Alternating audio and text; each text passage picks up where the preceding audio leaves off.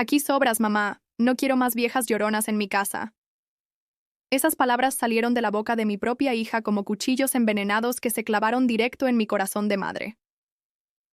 Hoy yo voy a contarte algo que nunca pensé que contaría.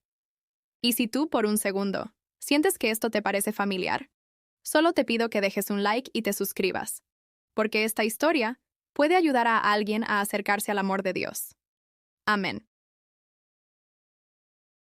Mi nombre es Marta Robledo, tengo 67 años, y esta mañana de octubre en Guadalajara desperté con el rosario enredado entre mis dedos arrugados, como todas las madrugadas desde hace 7 meses. La casa olía a café de olla y a dolor silencioso. Mi hija Lorena ya había salido a trabajar sin despedirse como siempre. Los niños, Mateo de 10 años y Sofía de 7, desayunaban cereal frío mientras yo preparaba sus loncheras con las sobras de frijoles de ayer.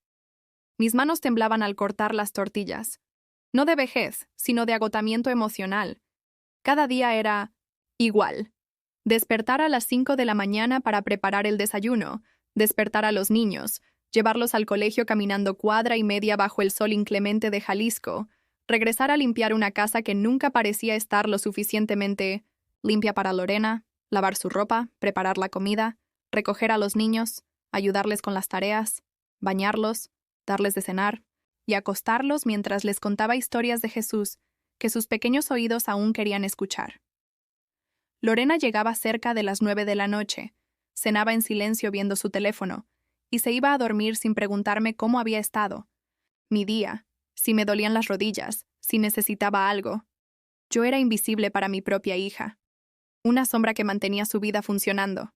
Pero no siempre fue así. Lorena solía llamarme mamita linda cuando era niña. Me pedía que le enseñara a rezar el Ave María antes de dormir. Lloraba en mis brazos cuando tenía pesadillas y me decía que yo era la mujer más buena del mundo. Ese tiempo murió junto con Rodrigo, su esposo, hace 7 meses, cuando un accidente de tráfico en la carretera a Puerto Vallarta se lo llevó para siempre. Después del entierro, con los ojos hinchados de tanto llorar y los niños aferrados a mis piernas como si yo fuera su único refugio, Lorena me pidió que me mudara con ella para ayudar con Mateo y Sofía. Los necesitan, mamá, y yo te necesito también. Me había dicho abrazándome en el panteón de Mezquitán, con el olor a flores marchitas y velas consumidas llenando el aire caliente de mayo. Yo dije que sí, sin pensarlo 2 veces. ¿Cómo una madre podría decir que no cuando su hija viuda le pide ayuda para criar a sus nietos? Dejé mi apartamento de 2 cuartos en la colonia americana donde había vivido 30 años. Regalé mis muebles a los vecinos. Solo me llevé mi rosario de nácar que mi esposo Federico me regaló en nuestras bodas de plata, mi Biblia gastada con páginas subrayadas en rojo, y el crucifijo de madera que él talló con sus propias manos antes de morir de cáncer hace 5 años. Los primeros días fueron como un bálsamo. Cocinaba pozole rojo los domingos, les hacía aguas frescas de Jamaica a los niños, y por las noches rezábamos juntos el rosario en la sala. Yo creía que estaba siendo la respuesta a las oraciones de mi hija. Creía que Dios me había puesto ahí para sanar las heridas de esa familia rota. Pero Lorena cambió como si alguien hubiera apagado la luz de su alma.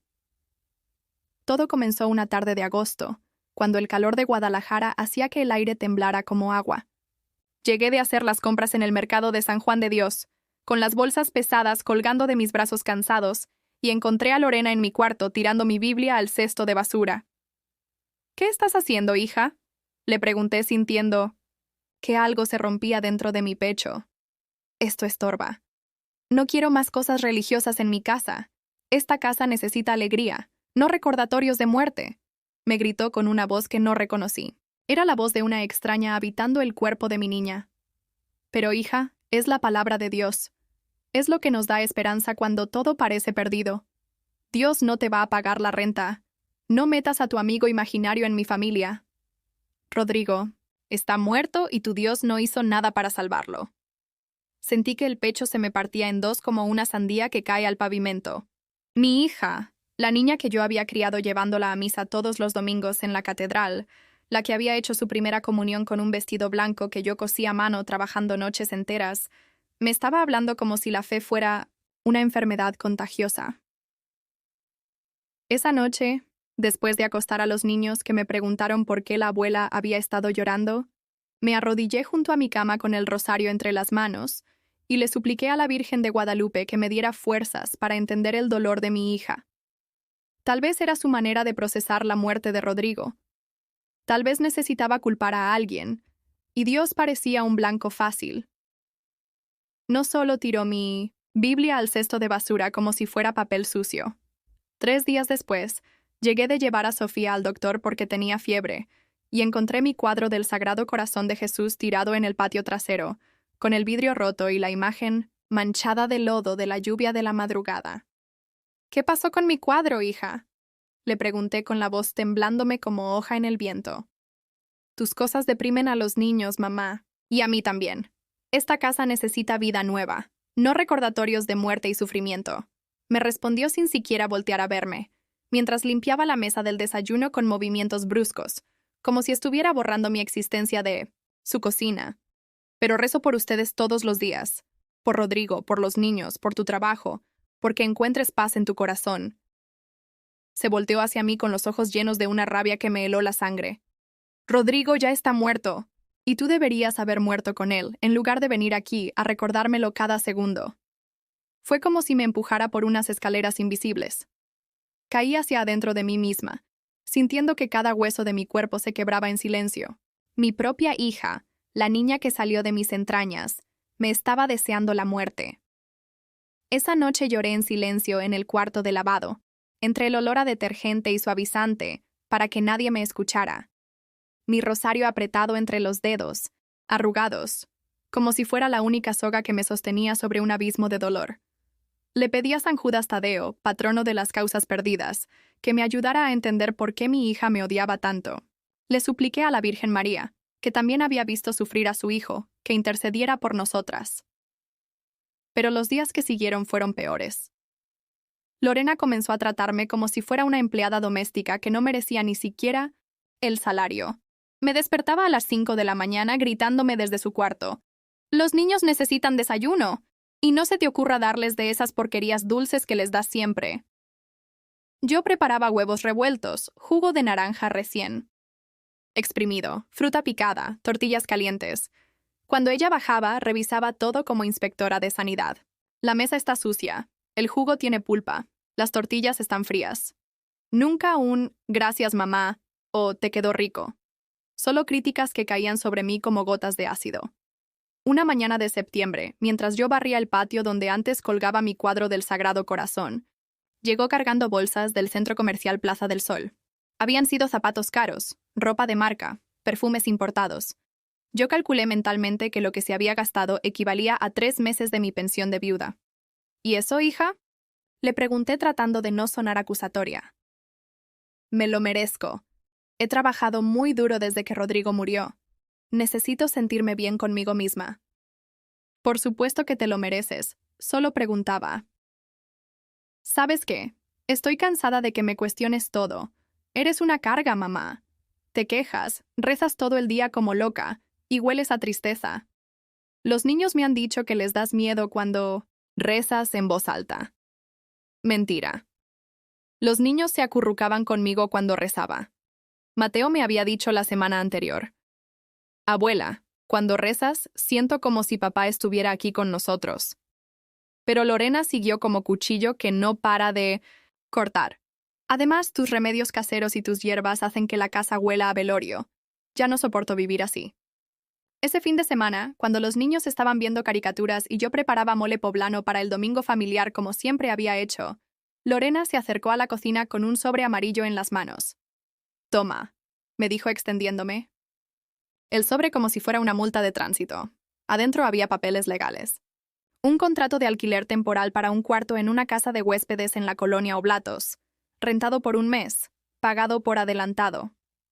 ¿Qué es esto, hija? Tu nueva casa. Tienes 3 días para empacar e irte. Esta no es tu casa, mamá. Nunca lo fue. Estoy rehaciendo mi vida, y tú no encajas en ella. Los niños necesitan estabilidad, no una abuela que vive en el pasado. Sentí que la cocina se movía como barco en tormenta. El olor del mole se volvió nauseabundo. Las piernas me temblaron hasta que tuve que sentarme en la silla de plástico donde siempre pelaba verduras. Pero los niños, ¿qué van a decir? ¿Quién los va a cuidar cuando salgas? ¿Quién les va a hacer la comida que les gusta? Ya contraté a una muchacha joven que viene de lunes a viernes. Se llama Jessica. Tiene 23 años. Estudia mercadotecnia. Y lo mejor, de todo. No reza, no se queja, y no me recuerda constantemente que soy viuda. Cada palabra era una bofetada. Jessica, la reemplazante. Joven, sin arrugas, sin rosario, sin recuerdos de Rodrigo, sin amor incondicional por esos niños que yo había cuidado como si fueran mis propios hijos. ¿Y si se enferman? ¿Y si tienen pesadillas? ¿Y si preguntan por mí? Se van a acostumbrar. Los niños son más fuertes de lo que crees. Además, les he explicado que su abuela necesita vivir en un lugar más apropiado para personas de su edad. Personas de su edad, como si fuera un mueble viejo que ya no combina con la decoración nueva. Esa noche, después de cenar en silencio mientras los niños me miraban, con caras de no entender por qué la abuela estaba tan callada, me encerré en mi cuarto y abrí mi Biblia en el Salmo 27.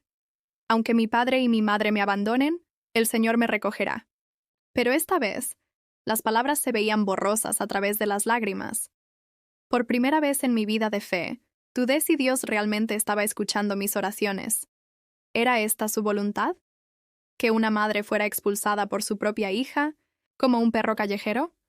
Al día siguiente llegó Jessica, flaca, bonita, con el cabello teñido de rubio y uñas largas pintadas de rosa. Los niños la miraron con curiosidad mientras yo le explicaba las rutinas. A qué hora desayunaban, qué comida les gustaba, cómo había que hablarle a Mateo cuando tenía pesadillas sobre su papá. Jessica asentía mientras escribía en su teléfono, pero yo sabía que no estaba realmente escuchando. Para ella, Mateo y Sofía eran solo un trabajo de medio tiempo, no los nietos que habían llenado mi corazón de propósito, después de quedar viuda. El último día, mientras empacaba mis pocas pertenencias en una maleta que había comprado, en el tianguis de los martes, Sofía entró a mi cuarto con los ojos rojos. ¿Por qué te vas, abuela? ¿Hiciste algo malo? La abracé tan fuerte que sentí sus costillitas pequeñas contra mi pecho. No, mi amor. A veces los adultos toman decisiones que los niños no entienden, pero recuerda que tu abuela te ama más que a su propia vida. ¿Vas a venir a visitarnos? No supe qué responder. Lorena había sido muy clara. Nada de visitas no programadas, nada de llamadas constantes, nada de interferir en la nueva dinámica familiar. Voy a rezar por ustedes todos los días. Fue lo único que pude prometerles sin mentir. Me fui con mi financiar, una maleta de ruedas quebradas y mi rosario. La casa de huéspedes en la colonia Oblatos resultó ser una mentira más de Lorena. Cuando llegué con mis papeles, la señora que atendía me miró como si fuera una estafadora. Aquí no tengo ninguna reservación a nombre de Marta Robledo. Y además, este lugar es solo para trabajadoras jóvenes de las maquiladoras. No aceptamos señoras grandes. Señoras grandes. Otra manera elegante de decir viejas estorbosas. Me quedé parada en la banqueta de adoquines desiguales, bajo el sol despiadado de octubre en Guadalajara, con mi maleta y sin ningún lugar a donde ir. Los taxis pasaban levantando polvo que se me metía en los ojos ya hinchados de tanto llorar. Las campanas de la iglesia de San José tocaron las 3 de la tarde, y yo recordé que a esa hora siempre le daba su merienda a Sofía, pan dulce con leche tibia, mientras me contaba qué había aprendido en el colegio. Ahora Jessica estaría haciendo eso. O tal vez no. Tal vez los niños estaban solos, esperando que alguien los quisiera como yo los quería. Esa primera noche, dormí en una banca del Parque Revolución, cerca de la glorieta donde los domingos se reunían las familias para vender elotes y raspados. Usé mi maleta como almohada y mi reboza negro como cobija. El frío de octubre calaba hasta los huesos, y los ruidos de la madrugada me mantenían despierta. Borrachos cantando rancheras desafinadas, patrullas pasando con las sirenas, perros callejeros peleándose por comida en los botes de basura. Metziwan. Abracé a mi rosario y traté de rezar, pero las palabras se me atoraban en la garganta como piedras. Dios te salve María. ¿Llena de gracia? ¿Dónde estaba la gracia para una abuela botada a la calle por su propia hija? El Señor es contigo. ¿Conmigo? ¿En una banca de parque, sintiendo que hasta las palomas me veían con lástima? Al segundo día, el hambre me obligó a caminar hasta el Mercado Libertad. Con los pocos pesos que me quedaban, compré un bolillo duro y un vaso de agua de Jamaica aguada. La señora que me vendió me miró con pena. ¿Está usted bien, señora? Se ve muy pálida. Estoy bien, gracias. Mentí. ¿Porque qué iba a decirle? ¿Que mi hija me había echado a la calle como se echa a un gato que ya no sirve? Intenté buscar refugio en el DIF, en Cáritas, en cualquier institución que ayudara a personas como yo. En todos lados me dijeron lo mismo. Hay lista de espera. Puede tardar hasta 6 meses. ¿No tiene familia que la pueda ayudar? Familia. Esa palabra se había vuelto un chiste cruel. Comí tortillas tiesas que encontré en la basura de una taquería. Dormí sobre cartones que recogí de las cajas de una tienda de electrodomésticos. Mi ropa comenzó a oler a sudor y a derrota, porque no tenía dónde lavarla ni jabón para hacerlo.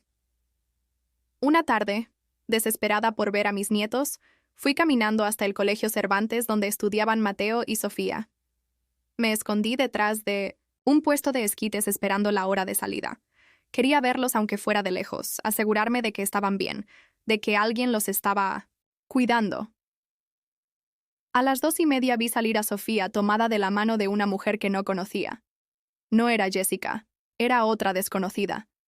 Sofía se veía triste, con el uniforme arrugado y el cabello mal peinado. No llevaba las coletas con listones, de colores que yo le hacía todas las mañanas. Mateo salió 10 minutos después, solo. Caminaba con la cabeza gacha, cargando una mochila que se veía demasiado pesada para sus hombros de 10 años. Tenía una mancha de algo en la camisa blanca del uniforme. No pude resistirme. Corrí hacia él gritando, «¡Mateo! ¡Mijo!». El niño levantó la cara, y sus ojos se iluminaron como luciérnagas. «¡Abuela!». Corrió hacia mí y se me colgó del cuello como si fuera su tabla de salvación en un mar embravecido. «Te extraño tanto, abuela. La nueva señora no sabe hacer quesadillas como tú. Y mamá siempre llega enojada. Y Sofía llora en las noches porque dice que ya no tenemos abuela». Mi corazón se partió en 1000 pedazos. «Claro que tienen abuela, mi amor. Siempre van a tener abuela». Pero de repente escuché el claxon furioso de un carro. Era el Tsuru rojo de Lorena. Se bajó como tromba y se acercó a nosotros con la cara desfigurada de rabia. «¡Suelta a mí! Hijo, te dije que no te acercaras a mis niños». «Lorena, por favor, solo quería verlos. Son mis hijos, tú ya no existes para esta familia». Jaló a Mateo del brazo tan fuerte que el niño gritó de dolor. «Mateo, no vuelvas a hablarle a esta señora. ¿Me oyes?» «Pero mamá, es la abuela». «Ya no es tu abuela. Las abuelas que sirven no abandonan a sus familias». Abandonar. Yo, que había dejado mi vida entera para cuidar a sus hijos, era la que había abandonado. Se llevó a Mateo prácticamente arrastrándolo. El niño volteó hacia atrás una vez, con los ojos llenos de lágrimas, antes de desaparecer dentro del carro que se alejó levantando una nube de humo negro. Me quedé parada en la banqueta como estatua de sal, viendo desaparecer a lo único que me quedaba en este mundo. Esa noche, arrodillada en el piso de cemento frío de una parada de camión, le grité a Dios por primera vez en mi vida. «¿Dónde estás? ¿Por qué permites que me pase esto? ¿Qué hice mal? ¿Por qué no contestas mis oraciones?». El silencio fue lo único que recibí. Ni truenos, ni rayos, ni voz desde el cielo. Solo el ruido de los camiones urbanos pasando sin parar, llenos de gente que tenía hogares a donde llegar. Una semana. Después, cuando ya había perdido tanto peso que la ropa me colgaba como trapos, una señora mayor que vendía tamales en la esquina de López Cotilla me ofreció uno de dulce. «Se ve usted muy flaca, señora. Cómase esto, no me cobre». Me puse a llorar ahí mismo, en plena calle, porque esa desconocida me estaba tratando mejor que mi propia sangre. Era la primera vez en días que alguien me hablaba como si fuera un ser humano y no un estorbo. «Gracias». «Señora, Dios se lo pague. ¿Cómo se llama usted?» Marta Robledo. «Yo soy Carmen. Y mire, señora Marta, no sé qué le pasó, pero nadie se merece estar en la calle. Si algún día necesita ayuda, yo vendo aquí todos los días desde las 6 de la mañana». Carmen. Un ángel disfrazado de tamalera que me devolvió un poquito de fe en la humanidad. Pero las noches seguían siendo un infierno. Frío, miedo, soledad. Y el hambre constante que me hacía marearme cuando caminaba. Una madrugada, Mientras buscaba un lugar menos peligroso para dormir, vi mi reflejo en el cristal de una panadería cerrada. No me reconocí. Esa mujer demacrada, con el cabello grasoso y la ropa sucia, con ojeras profundas y mejillas hundidas, no podía ser yo. No podía ser Marta Robledo, la que había criado 5 hijos, la que había sido presidenta de la Sociedad de Damas de la Parroquia de Guadalupe, la que hacía los mejores chiles en nogada de toda la colonia. Me toqué la cara. Con dedos temblorosos, sí era yo. Esto era lo que quedaba de mí después de que mi propia hija me desechara como basura. Esa madrugada, sentada en la escalinata de una iglesia cerrada, con mi rosario apretado contra el pecho, le hice a Dios la pregunta más dolorosa de mi vida. ¿Me vas a dejar morir aquí, sola, sin volver a abrazar a mis nietos? Y por primera vez desde que había comenzado esta pesadilla, no esperé respuesta. Ya no tenía fuerzas para esperar. Cada día despertaba más débil, como si la vida se me fuera escapando gota a gota por una herida invisible. Lavaba mi ropa interior en el lavabo de la gasolinera de la esquina de Federalismo y Juárez, usando el jabón rosa barato que compraba con las monedas que a veces me daban las personas compasivas. El espejo de ese baño me devolvía la imagen de una desconocida. Ojos hundidos, pómulos salientes, labios agrietados por la deshidratación. La señora Carmen seguía siendo mi único contacto con la humanidad. Cada tercer día me regalaba un tamal y un vaso de atole. Ande, señora Marta, cómase esto, está muy flaca, y acuérdese, Dios no abandona a sus hijos, solo a veces los prueba más duro de lo que entendemos. Yo asentía sin convicción. Si esto era una prueba de Dios, ya había reprobado miserablemente. Una tarde de noviembre, cuando el aire frío de Guadalajara me calaba hasta los huesos y yo buscaba cartones más gruesos para la noche, vi a Jessica salir de una farmacia Guadalajara cargando bolsas de medicinas. Se veía preocupada, nerviosa. Algo estaba mal. La seguí desde lejos, manteniendo distancia como perro callejero que espía a las familias que perdió. La vi subirse a un camión hacia la colonia, donde vivía Lorena. Mi corazón comenzó a latir descompasado. ¿Y si alguno de los niños estaba enfermo? ¿Y si necesitaban a su abuela y yo no estaba ahí? Esa madrugada no pude dormir. Me la pasé rezando rosarios enteros, suplicándole a la Virgen de Guadalupe que protegiera a Mateo y a Sofía de cualquier mal que los aquejara. Santa María, Madre de Dios, ruega por nosotros pecadores, ahora y en la hora de nuestra muerte.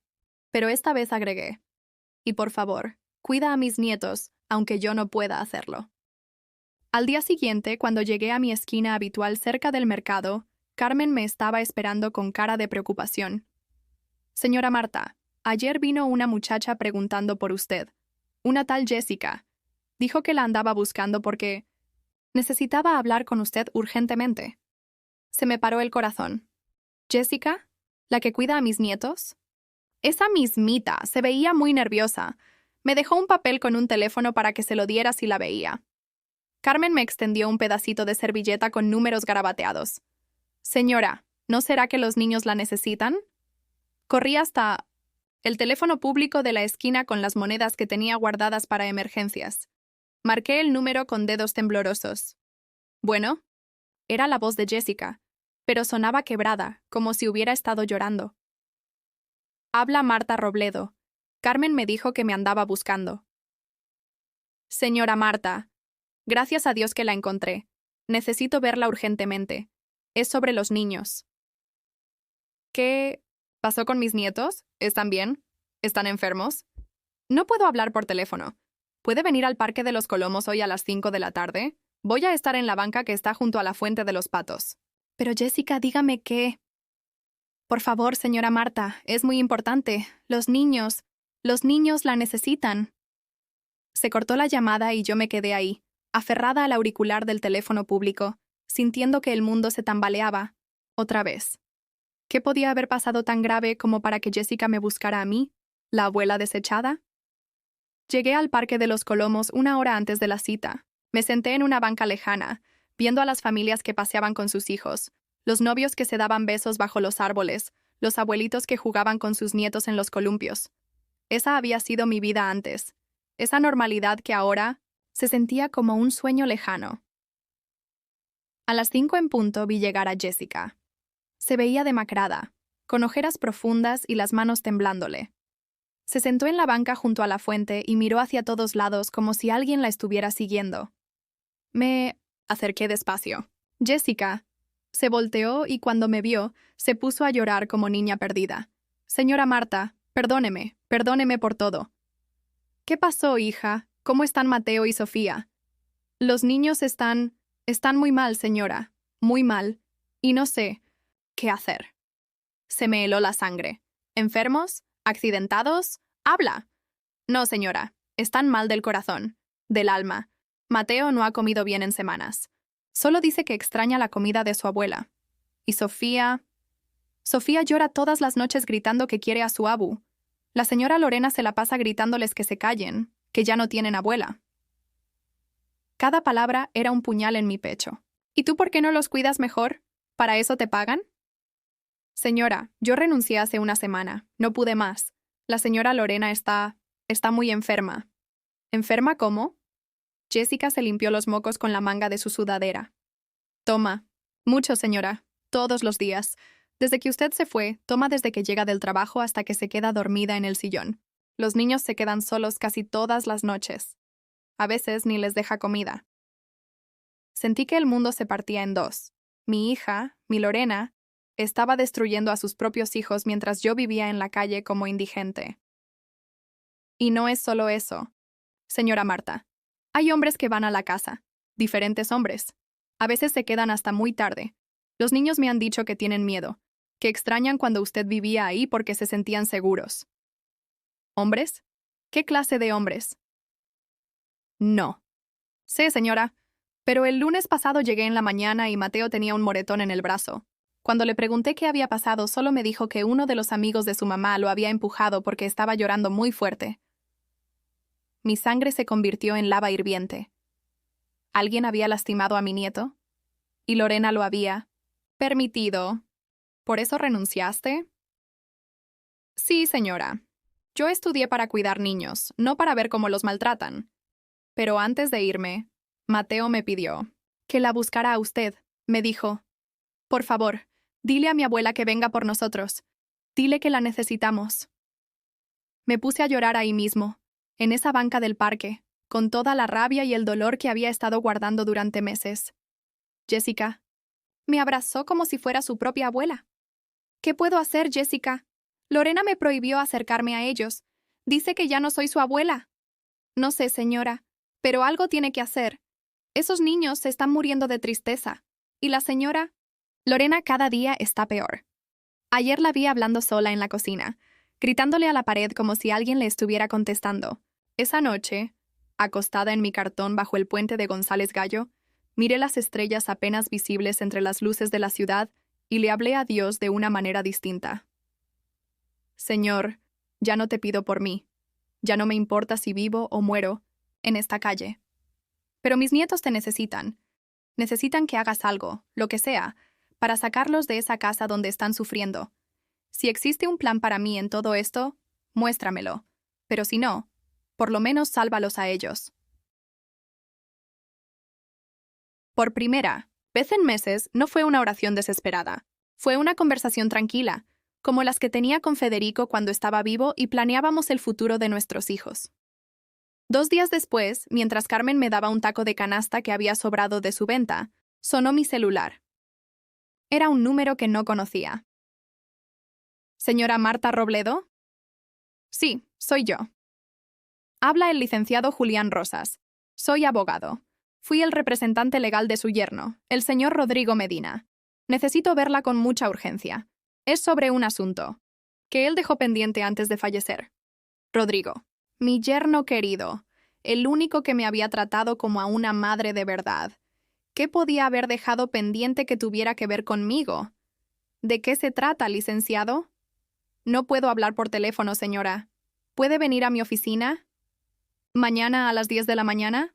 Está en la Plaza Tapatía, oficina 304. Es muy importante que venga. Muy importante. Colgué con el corazón latiendo como tambor en fiesta patronal. ¿Sería posible que Rodrigo desde donde estuviera, hubiera encontrado una manera de ayudar a sus hijos? Llegué a la Plaza Tapatía 20 minutos antes de la cita, después de caminar desde el centro de la ciudad con mis zapatos rotos que me habían lastimado los pies hasta sangrar. El edificio de oficinas se alzaba imponente frente a mí con su fachada de cristal que reflejaba a una mujer demacrada que apenas reconocía como yo misma. Los guardias de seguridad me miraron con desconfianza cuando entré, como si una indigente no tuviera derecho a pisar esos pisos de mármol reluciente. «Vengo a ver al licenciado Julián Rosas», les dije tratando de sonar digna a pesar de mi ropa sucia y mi olor a derrota. Uno de ellos me miró de arriba abajo con desprecio. «¿Tiene cita?» «Sí, a las 10. Soy Marta Robledo». Después de una llamada telefónica llena de susurros y miradas suspicaces, me dejaron subir al tercer piso. El elevador olía a perfume caro y desinfectante, tan diferente al olor a orines y comida descompuesta de las calles donde había estado viviendo. La oficina 304 tenía una placa dorada que decía Lic Julián Rosas, Derecho Familiar y Testamentario. Toqué la puerta con nudillos temblorosos. «Adelante». El licenciado Rosas era un hombre de unos 50 años, con cabello gris y ojos bondadosos detrás de unos lentes. Cuando me vio entrar, se levantó de su escritorio y me recibió con una sonrisa genuina que me tomó por sorpresa. «Señora». «Marta, por favor tome asiento. ¿Gusta un café? ¿Agua?» «Un vaso de agua, por favor», susurré, porque tenía la garganta seca de los nervios y la deshidratación. Me sirvió agua en un vaso de cristal fino y se sentó frente a mí con una carpeta gruesa en las manos. «Señora Robledo, primero quiero decirle cuánto siento no haberla contactado antes. Rodrigo me pidió que esperara exactamente 6 meses después de su muerte para buscarla, y que solo lo hiciera si se cumplían ciertas condiciones que él previó». «¿Qué condiciones?» «Que usted ya no viviera en la casa con Lorena y los niños». Rodrigo temía que su esposa tomaría decisiones precipitadas después de su muerte, especialmente con respecto a usted. Sentí que el corazón se me aceleraba. ¿Rodrigo sabía que Lorena me iba a correr? No solo lo sabía, señora, lo temía profundamente. Por eso dejó instrucciones muy específicas. Abrió la carpeta y sacó varios documentos. Rodrigo me entregó una carta sellada hace 2 años, cuando le diagnosticaron el cáncer que finalmente lo venció. Me pidió que se la diera solo si usted se encontraba en situación de desamparo. Me extendió un sobre blanco con mi nombre escrito en la letra cuidadosa de Rodrigo. Las manos me temblaron tanto que casi no pude abrirlo. La carta decía: «Mi querida suegra Marta. Si estás leyendo esto, significa que mis peores temores se hicieron realidad. Lorena te ha echado de la casa y probablemente los niños están sufriendo por tu ausencia. Quiero que sepas algo que nunca tuve el valor de decirte en vida. Tú fuiste más madre para mí que mi propia madre. Cuando llegué a esa familia, era un hombre roto por el abandono de mi padre y la frialdad de mi madre. Tú me enseñaste lo que era el amor incondicional. Me enseñaste a rezar, a valorar la familia, a ser un mejor hombre. Lorena no siempre fue así, pero desde que enfermé, algo se rompió en ella. Se volvió amarga, resentida con Dios, con la vida, contigo. Yo traté de hacerla entender que tú eras lo mejor que tenía, pero el dolor la cegó. Por eso tomé una decisión que ella nunca supo. He dejado la custodia total de Mateo y Sofía en tus manos. Legalmente, desde el momento de mi muerte, tú eres su tutora legal. También te he dejado una cuenta de ahorros que he estado alimentando en secreto durante años, pensando en el futuro de los niños y en tu vejez. Marta, mis hijos te necesitan. Tú eres la única persona en este mundo capaz de amarlos con la pureza que merecen, de enseñarles los valores que Lorena ha olvidado, de darles la estabilidad que yo ya no puedo brindarles. Perdóname por no haberte dicho esto antes. Tenía miedo de que Lorena se enterara y te sacara de nuestras vidas antes de tiempo. Cuida a mis hijos, Marta. Ámalos como solo tú sabes amar. Y si algún día Lorena encuentra el camino de regreso a la mujer que era, recíbela con los brazos abiertos. Pero mientras tanto, protege a Mateo y a Sofía. Con todo mi amor y gratitud eterna. Rodrigo P.D. En el banco tienes 800,000 pesos esperándote. Úsalos para darles a los niños la vida que se merecen. Me puse a llorar como si Rodrigo hubiera resucitado solo para abrazarme una vez más. El licenciado Rosas me pasó una caja de Kleenex y esperó pacientemente a que me calmara. ¿Es cierto? ¿Realmente soy la tutora legal de mis nietos? Completamente cierto, señora. Rodrigo hizo todo legalmente. Los documentos están en orden, y hay más. Sacó otro papel de la carpeta. También le dejó la propiedad de una casa en la colonia. Del Fresno. Una casa que compró a su nombre sin que Lorena lo supiera. Está completamente pagada. No podía creer lo que estaba escuchando. ¿Una casa? ¿Para mí? Para usted y los niños. Rodrigo la compró hace 3 años, cuando recibió una herencia de su abuelo. La registró a su nombre porque, según sus palabras, usted era la única persona en quien confiaba completamente para cuidar lo que más amaba en el mundo. Lloré hasta que no me quedaron lágrimas. Rodrigo, mi yerno querido, me había estado cuidando desde el cielo. ¿Qué tengo que hacer ahora, licenciado? Primero, vamos a ir al banco para que pueda acceder a su cuenta. Después, vamos a tramitar todo lo necesario para que pueda ejercer la custodia de los niños inmediatamente. Y finalmente, sonrió con picardía, vamos a prepararnos para el shock que se va a llevar Lorena cuando se entere de que ya no tiene derechos sobre sus hijos. Pero ella es su madre. Señora Marta, usted ha sido más madre para esos niños en los últimos meses que Lorena desde que enviudó. Rodrigo lo sabía, yo lo sé, y cualquier juez lo va a ver también, especialmente cuando presente las evidencias de negligencia que tengo documentadas. ¿Qué evidencias? Jessica no fue la única persona que renunció a cuidar a los niños. Hubo otras 3 antes que ella. Todas por las mismas razones: alcoholismo de la madre, descuido de los menores, hombres desconocidos en la casa. Tengo sus declaraciones por escrito. Sentí una mezcla de tristeza y alivio. Tristeza por confirmar que mis nietos habían estado sufriendo.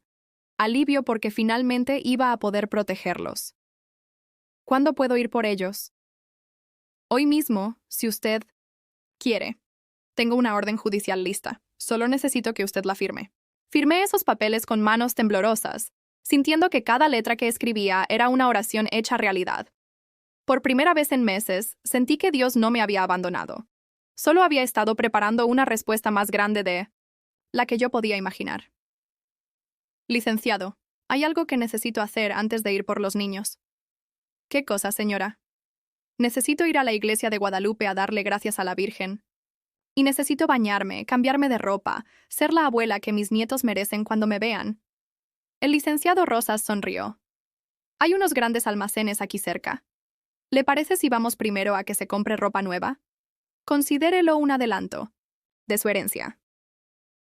2 horas después, vestida con un vestido azul marino nuevo, el cabello limpio y peinado en una peluquería, y con zapatos que no me lastimaban los pies, me miré en el espejo del baño de la iglesia de Guadalupe. Era yo otra vez, Marta Robledo. No la mendiga de la calle, sino la abuela que iba a rescatar a sus nietos. Me arrodillé frente al altar de la Virgen y susurré: Gracias, Madre Santa. Gracias por no abandonar a esta vieja tonta que dudó de ti. Gracias por usar a Rodrigo como tu instrumento de justicia. Ahora dame fuerzas para ser la madre que estos niños necesitan. Cuando salí de la iglesia, el licenciado Rosas me esperaba en su carro con los documentos legales listos. ¿Está preparada, señora Marta? Más que preparada, licenciado. Estoy lista para traer a mis nietos a casa. Casa. Por primera vez en meses, esa palabra tenía significado otra vez. Llegamos a la casa de Lorena a las 4 de la tarde. Era la primera vez que regresaba desde que me había echado hace 3 meses, pero ahora no venía como la suegra humillada, suplicando por migajas de amor. Venía como Marta Robledo, tutora legal de Mateo y Sofía, con documentos firmados por un juez y el respaldo de la ley. El licenciado Rosas tocó la puerta mientras yo me quedé un paso atrás, con el corazón latiendo como si fuera a salirse del pecho. La casa se veía descuidada. El jardincito que yo solía mantener lleno de flores estaba seco y lleno de maleza. Las ventanas tenían mugre acumulada y había botellas de cerveza vacías tiradas en el porche. Lorena abrió la puerta, despeinada, en pijama a plena tarde, con ojeras profundas y olor a alcohol rancio. Cuando me vio, sus ojos se llenaron de una furia que me hizo temblar. ¿Qué hace esta indigente aquí? Te dije que no te acercaras a mi casa, le gritó al licenciado como si él fuera culpable de traer una plaga. Señora Lorena Medina, soy el licenciado Julián Rosas, representante legal de su difunto esposo Rodrigo. Vengo a notificarle una resolución judicial respecto a la custodia de sus hijos menores. ¿Qué? ¿De qué está hablando? Mis hijos son míos. Esta vieja loca no tiene ningún derecho sobre ellos. El licenciado le extendió los documentos, con la calma de quien ha manejado situaciones similares muchas veces. Señora, su esposo dejó un testamento que otorga la custodia completa de Mateo y Sofía a la señora Marta Robledo. Los documentos están debidamente legalizados y han sido validados por el juzgado familiar. Lorena arrebató los papeles y los leyó con ojos desorbitados. Sus manos temblaban, no sé si de rabia o de resaca. Esto no puede ser legal. Rodrigo no pudo haber hecho esto sin decirme. Estos papeles son falsos. Señora, todo está en orden. Su esposo firmó estos documentos ante notario hace 2 años, cuando fue diagnosticado con cáncer. También hay evidencias documentadas de negligencia hacia los menores. ¡Negligencia! Lorena gritó como loca. Yo trabajo todos los días para darles de comer. Yo soy quien se mata trabajando mientras esta vieja inútil vivía de gorra en mi casa. Por primera vez en meses, algo se encendió dentro de mí. Ya no era la Marta humillada que había aceptado cada insulto en silencio. Era la madre que había criado 5 hijos, la abuela que había cuidado nietos con amor incondicional, la mujer de fe que acababa de recibir una bendición del cielo. Lorena, dije con voz tranquila pero firme, vengo por Mateo y por Sofía. Van a venir conmigo a su nueva casa, donde van a tener la estabilidad y el amor que merecen. Sobre mi cadáver, esos niños no se van a ningún lado. Se abalanzó hacia mí con las manos extendidas como garras, pero el licenciado se interpuso. Señora, si no coopera voluntariamente, tendremos que llamar a las autoridades. Ya tengo preparada una orden de desalojo temporal y una denuncia. Por maltrato infantil. En ese momento aparecieron Mateo y Sofía en la puerta. Mi corazón se partió al verlos. Flacos, con ropa sucia, Mateo con ese moretón en el brazo que Jessica me había mencionado, y Sofía con el cabello enredado y los ojos hinchados de tanto llorar. «Abuela». Sofía corrió hacia mí y se me colgó del cuello como si fuera su tabla de salvación. «Sabía que ibas a regresar. Le pedí todos los días a la Virgencita que te trajera de vuelta». Mateo se acercó más despacio, con la desconfianza de un niño que ha aprendido a protegerse de las desilusiones. «¿Es cierto, abuela? ¿Ya no te vas a ir otra vez?» Me arrodillé para quedar a su altura y los abracé a los dos con una fuerza que nacía del alma. Nunca más, mis amores. Nunca más me voy a separar de ustedes. Ahora vamos a vivir juntos en una casa nueva, donde nadie nos va a separar. No. Lorena se lanzó hacia nosotros tratando de arrancar a los niños de mis brazos. Son mis hijos, yo los parí, yo los he criado. Mateo se aferró más fuerte a mí y le gritó a su madre algo que me rompió el corazón. «Tú no nos crías, tú solo tomas y gritas. Quiero quedarme con mi abuela». Lorena se quedó como estatua de sal. Por primera vez desde que había comenzado esta pesadilla, vi algo parecido al arrepentimiento en sus ojos. Pero duró solo un segundo antes de que la rabia la consumiera otra vez. «Ustedes me están llenando la cabeza de mentiras a mis hijos. Mateo, ven acá inmediatamente. Y tú también, Sofía. Les voy a enseñar lo que pasa cuando desobedecen a su madre». Levantó la mano como si fuera a golpear a Mateo, pero yo me puse de pie y me interpuse entre ella y los niños. «A mis chihuahuetes nietos no los vuelves a tocar», le dije con una voz que no reconocí, como mía. Era la voz de una leona protegiendo a sus cachorros. «Y no los vuelves a asustar con tus gritos ni con tus amenazas. ¿Tus nietos? Son mis hijos, vieja entrometida, y tú no eres nadie para decirme cómo educarlos. Soy su abuela. Soy la mujer que los cuidó cuando tú trabajabas, que los consoló cuando lloraban por su papá, que les enseñó a rezar y a ser buenas personas. Y ahora soy legalmente su tutora». El licenciado Rosas intervino con voz profesional. «Señora Lorena, tiene derecho a visitas supervisadas los fines de semana, siempre y cuando demuestre que está en condiciones adecuadas para convivir con los menores. Pero la custodia física queda en manos de la señora Robledo». «¡Esto es un secuestro! ¡Van a escuchar de mi abogado! ¡Voy a pelear esto hasta el final!» Es su derecho, respondió el licenciado con calma. Pero mientras tanto, los niños se vienen con su abuela. Tienen 5 minutos para recoger sus pertenencias personales. Corrimos al cuarto de los niños. Estaba hecho un desastre. Ropa tirada por todos lados, juguetes rotos, las camas sin tender. Metimos lo más importante en 2 mochilas. Ropa, los peluches favoritos de Sofía, los libros de Mateo y el retrato de Rodrigo que tenían en su mesa de noche. Cuando salimos de la casa, Lorena estaba sentada en los escalones del porche, llorando como niña abandonada. Por un momento mi corazón de madre se conmovió. A pesar de todo lo que me había hecho, seguía siendo mi hija. La niña que había criado, a la que había enseñado a caminar y a hablar. Me acerqué a ella y le puse la mano en el hombro. Lorena, hija, no tiene que ser así. Cuando estés lista, cuando busques ayuda para tu problema con la bebida, las puertas de mi casa van a estar abiertas para ti. Eres la madre de mis nietos y siempre vas a ser mi hija. Ella levantó la cara, con los ojos rojos y el maquillaje corrido. No me perdones, mamá. No merezco tu perdón después de lo que te hice. El perdón no es algo que se merece, hija. Es algo que se da. Y yo te perdono porque así me lo enseñó Jesús. Pero perdonar no significa permitir que lastimes a estos niños otra vez. ¿Los vas a cuidar bien? Los voy a amar como siempre los he amado. Y voy a rezar todos los días para que tú encuentres el camino de regreso a la mujer que eras cuando Rodrigo se enamoró de ti. Subimos al coche del licenciado. Mientras nos alejábamos de esa casa que había sido mi hogar y mi infierno, Sofía me tomó de la mano. Abuela, ¿ya no vamos a estar tristes? No, mi amor. Ya no vamos a estar tristes. Vamos a estar en paz. Mateo, siempre más reservado, me preguntó, ¿la casa nueva tiene jardín? Quiero plantar flores como las que tenías antes.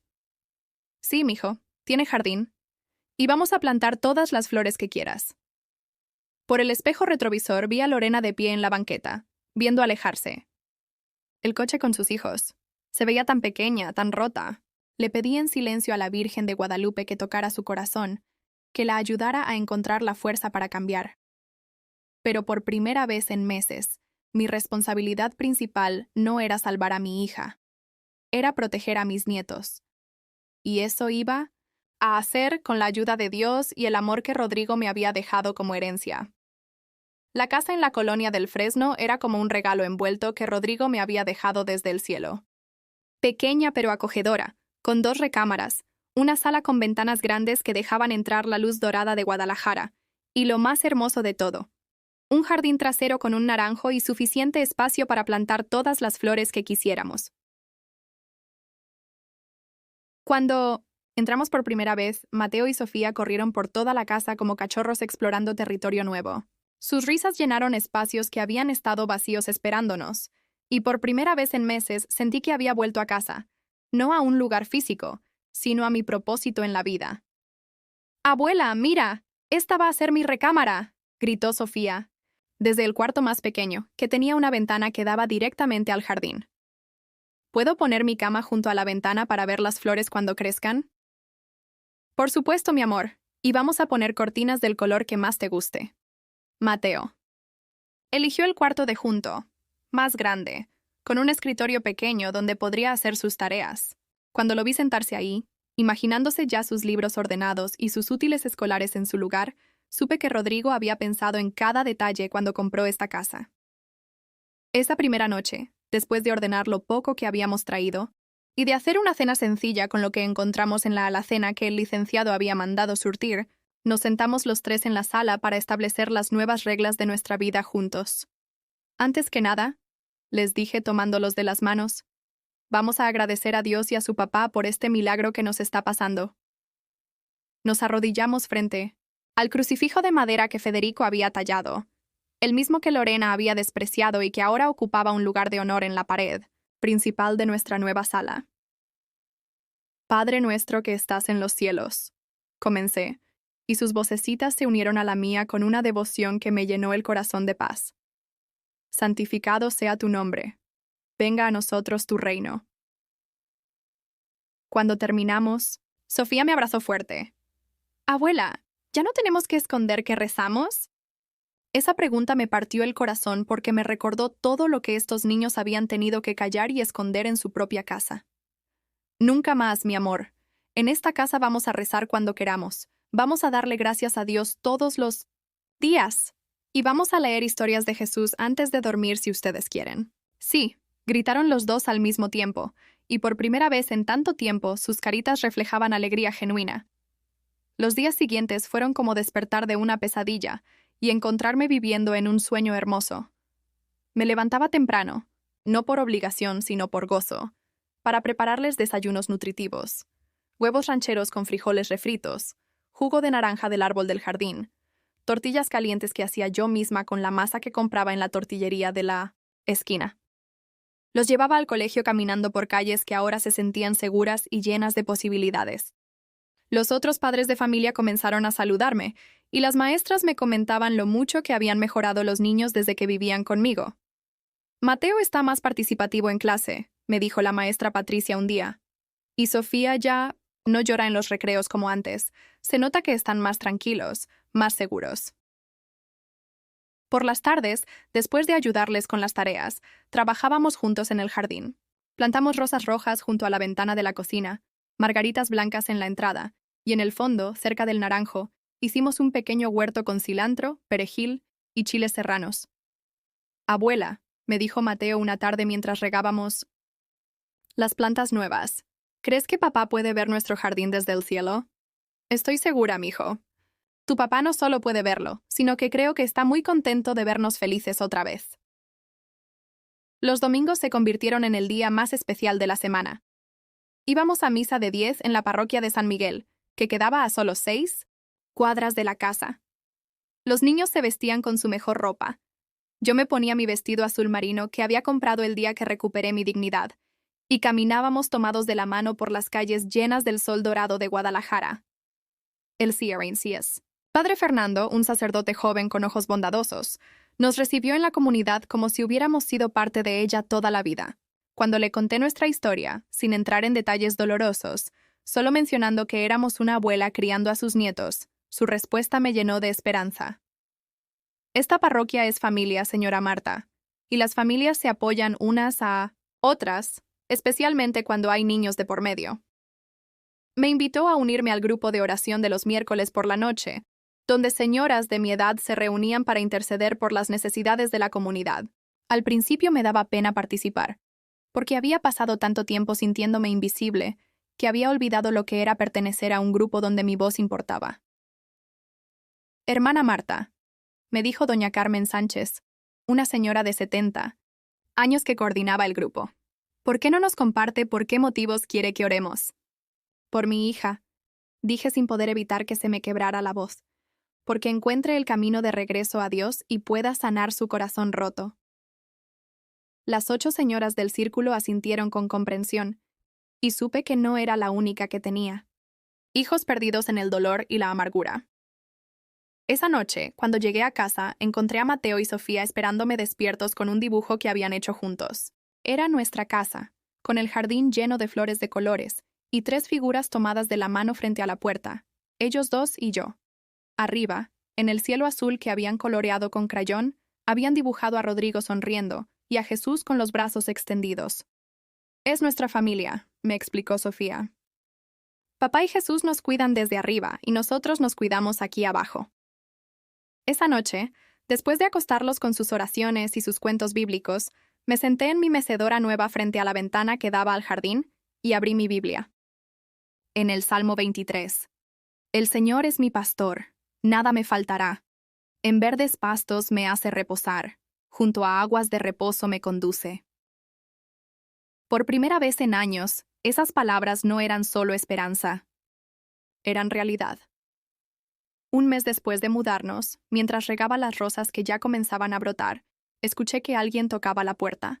Era una mujer joven, de unos 30 años, con una niña pequeña de la mano. ¿Señora Marta Robledo? Sí, soy yo. Me llamo Patricia Hernández. Vivo 2 casas más abajo. Mi vecina me contó que usted cuida niños y, bueno, necesito ayuda. Trabajo en una maquiladora en turnos dobles y mi niña se queda sola mucho tiempo. ¿Sería posible que me ayudara cuidándola por las tardes? Le puedo pagar. Miré a la niña, que tendría unos 5 años, con ojos tímidos pero curiosos. Luego miré mi jardín, mi casa llena de paz, mis nietos que estaban adentro haciendo la tarea. Pase, por favor. Vamos a platicar. Y así comenzó lo que sería mi nuevo propósito.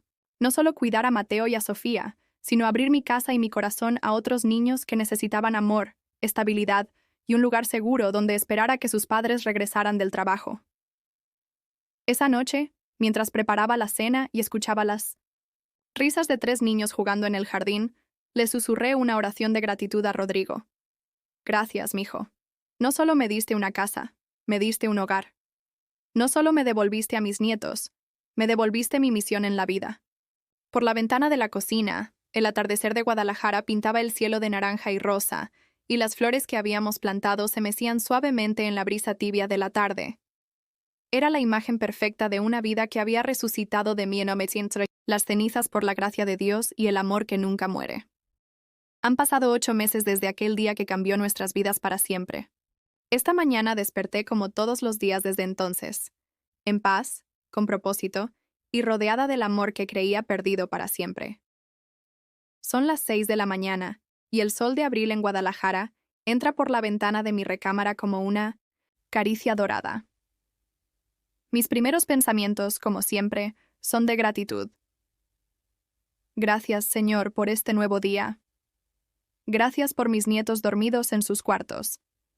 Gracias por esta casa que es nuestro santuario. Me levanto y camino descalza hasta el jardín. Las rosas rojas que plantamos están en plena floración, llenando el aire matutino con su perfume dulce. El huerto de cilantro y perejil que Mateo cuida con tanto cariño está verde y frondoso. Sofía insistió en plantar girasoles junto al naranjo, y ahora se alzan como centinelas amarillos dándole la bienvenida a cada amanecer. Este jardín se ha convertido en algo más que un espacio hermoso. Es nuestro testimonio viviente de que después del desierto más árido, Dios puede hacer florecer jardines que ni siquiera soñábamos posibles. Mateo sale de su cuarto ya vestido para el colegio, con el cabello peinado y una sonrisa que me llena el corazón. Ha crecido tanto en estos meses, no solo físicamente, sino en confianza y alegría. Sus calificaciones han mejorado notablemente, y su maestro me comentó la semana pasada que es uno de los alumnos más participativos y colaborativos de su clase. Buenos días, abuela. ¿Ya viste las rosas? Creo que están más bonitas que ayer. Buenos días, mi amor. Sí, están preciosas, como todo en esta casa desde que llegamos. Sofía aparece con su uniforme escolar, pero con las trenzas aún por hacer. Se ha vuelto más independiente, pero todavía le gusta que yo le arregle el cabello mientras le cuento historias bíblicas, o le canto las canciones que le cantaba a su madre cuando era pequeña. Abuela, ¿hoy va a venir Lupita otra vez? Lupita es la hija de Patricia, la vecina que me pidió ayuda hace 3 meses. Ahora cuido a 5 niños del barrio por las tardes, mientras sus padres trabajan. Mi casa se ha convertido en un pequeño refugio donde los niños hacen tareas, meriendan comida casera y aprenden valores cristianos a través de cuentos y canciones. Sí, mi amor.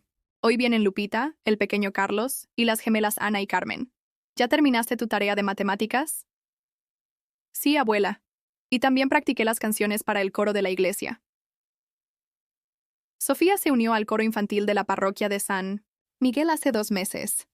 El padre Fernando dice que tiene una voz como de ángel, y verla cantar Santa María del Camino el domingo pasado me hizo llorar de alegría. Es la misma niña que hace menos de un año lloraba todas las noches preguntando por qué ya no tenía abuela. Desayunamos juntos como hacemos todas las mañanas. Huevos revueltos con jamón, frijoles refritos, tortillas calientes y jugo de naranja del árbol del jardín. Antes de comer, tomamos las manos y agradecemos a Dios por los alimentos y por todas las bendiciones que nos ha dado. Padre Celestial, comenzó Mateo esta mañana, porque se turnan para hacer la oración. Gracias por esta comida, por nuestra casa, por nuestra abuela y por cuidar a papá en el cielo. Y por favor, ayuda a mamá a estar mejor. Amén. Amén, respondimos Sofía y yo. Sí, Seguimos orando por Lorena, cada día, sin falta. Porque el perdón cristiano no se limita a las palabras, sino que se extiende a la oración constante por quienes nos han lastimado. Después del desayuno, caminamos hacia el Colegio Cervantes por calles que ahora conocen, nuestras risas y nuestras conversaciones. Los vecinos nos saludan con cariño, los tenderos nos conocen por nuestros nombres, y hemos encontrado en este barrio la comunidad que no sabía que necesitaba. Al regresar a casa, me detengo en la panadería de Don Miguel para comprar pan dulce para la merienda de los niños que vienen por la tarde. Él siempre me pregunta por mis nietos y me cuenta historias de sus propios nietos que viven en Estados Unidos. Señora Marta, se ve usted muy bien. Muy diferente a cómo llegó por primera vez al barrio. Es verdad. He subido de peso de manera saludable. Mi cabello está limpio y bien arreglado. Mi ropa es sencilla pero digna. Y por primera vez en años, cuando me veo en el espejo, reconozco a la mujer que solía ser, pero mejorada por las pruebas que sobreviví. Por las tardes, mi casa se convierte en un pequeño centro de actividades. Los niños llegan con sus mochilas y sus risas, y mientras hacen tareas en la mesa del comedor, yo preparo meriendas caseras, quesadillas con queso Oaxaca, agua de Jamaica y siempre algún dulce tradicional que aprendí a hacer de mi propia abuela. Patricia, la mamá de Lupita, me ha dicho varias veces que no sabe cómo agradecerme. Señora Marta, desde que Lupita viene con usted, está más tranquila, habla mejor, y hasta me pregunta sobre Dios. Usted está siendo una bendición para nuestras familias. Es curioso cómo Dios transforma el dolor en propósito. Los meses que viví en la calle, sintiendo que no servía para nada, me prepararon para valorar cada pequeño acto de amor y servicio que ahora puedo ofrecer a estos niños. Los miércoles por la noche sigo asistiendo al grupo de oración con las señoras de la parroquia. Ahora soy yo quien a veces guía las oraciones, quien comparte testimonios de fe, quien consuela a las hermanas que están pasando por pruebas difíciles. La semana pasada, doña Carmen Sánchez me dijo algo que todavía me emociona. Hermana Marta, usted es un ejemplo viviente de que Dios nunca abandona a sus hijos. Su testimonio nos da esperanza a todas. Los fines de semana, Mateo y Sofía visitan a Lorena por 4 horas, siempre supervisadas por una trabajadora social. Las primeras visitas fueron tensas y difíciles, pero gradualmente han mejorado. Lorena está asistiendo a un programa de 1900 rehabilitación y ha dejado de beber completamente desde hace 3 meses. La última vez que fue por los niños, me pidió que saliéramos a hablar a solas en el jardín. Mamá, me dijo con lágrimas en los ojos, nunca voy a poder pedirte perdón suficientes veces por lo que te hice, botarte a la calle, tratarte como si fueras basura. ¿Cómo pudiste perdonarme? Porque así me enseñó Jesús, hija, y porque el rencor es un veneno que solo envenena a quien lo guarda. Tú eres mi hija, y aunque tus acciones me lastimaron profundamente, mi amor por ti nunca murió. ¿Crees que algún día podré ganarme el derecho de ser madre otra vez? Hija, cuando estés completamente sana, cuando puedas ofrecerles a tus hijos la estabilidad y el amor que merecen, vamos a hablar. Pero por ahora concéntrate en sanarte. Los niños están bien cuidados. Me abrazó con una fuerza que no había sentido desde que era pequeña. Te amo, mamá. Y sé que no merezco tu amor, pero te amo. Yo también te amo, Lorena. Siempre te voy a amar. Esta tarde, mientras veo a Mateo ayudar a Lupita con su tarea de español y a Sofía enseñarle a las gemelas a cuidar las plantas del jardín, siento una paz profunda que solo puede venir de Dios. No tengo millones de pesos, no vivo en una mansión, no tengo lujos materiales, pero tengo algo mucho más valioso: propósito, amor y la certeza absoluta de que Dios convierte todas las cosas para bien de aquellos que lo aman. Rodrigo, mi querido yerno, no solo me dejó una casa y dinero, me dejó la oportunidad de reconstruir mi vida sobre fundamentos más sólidos, con Dios en el centro y el servicio a otros como mi razón de ser. Esta noche, como todas las noches, después de acostar a mis nietos con sus oraciones y sus cuentos bíblicos, me sentaré en mi mecedora frente a la ventana del jardín con mi rosario en las manos y mi corazón lleno de gratitud. Le daré gracias a Dios por sacarme del foso más profundo y ponerme en lugar espacioso. Le daré gracias por demostrarme que incluso cuando todo parece perdido, Él está trabajando en formas que no podemos ver ni entender. Y le daré gracias por enseñarme que a veces, lo que parece el final de nuestra historia es solo Dios volteando la página para comenzar el capítulo más hermoso de nuestras vidas. Amén. Esta historia terminó. Pero me queda una pregunta para ti que me escuchas. ¿Has vivido alguna vez una situación donde sentiste que Dios te había abandonado, solo para descubrir después que Él estaba preparando algo mejor para tu vida? ¿Conoces a alguien que haya pasado por una traición familiar y haya encontrado en la fe la fuerza para seguir adelante? Cuéntame tu experiencia en los comentarios. Si esta historia tocó tu corazón, déjame tu like y suscríbete al canal para que este mensaje de esperanza llegue a alguien más que necesite escucharlo. Que Dios bendiga a todos los que han pasado por algo así. En el nombre de Jesús. Amén.